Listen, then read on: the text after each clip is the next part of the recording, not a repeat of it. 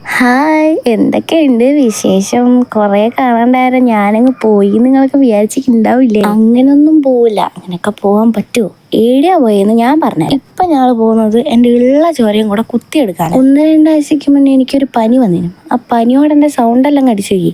അന്ന് ഡോക്ടറെ കാണിച്ചിട്ട് എന്നോട് പറഞ്ഞാണ് മര്യാദയ്ക്ക് ബ്ലഡ് ടെസ്റ്റ് ചെയ്യാൻ വേണ്ടിയിട്ട്. ഞാൻ ചെയ്തില്ല. ഇനിയും ഞാനത് ചെയ്തിട്ടില്ലെങ്കിൽ എന്ത് മാറാരോഗം എനിക്കുള്ളതെന്ന് കണ്ടുപിടിക്കാനാവില്ല എന്ന് പലരും പറഞ്ഞ് പേടിപ്പിച്ചുകൊണ്ട് ഇന്ന് ഞാനങ്ങ് ഇറങ്ങി.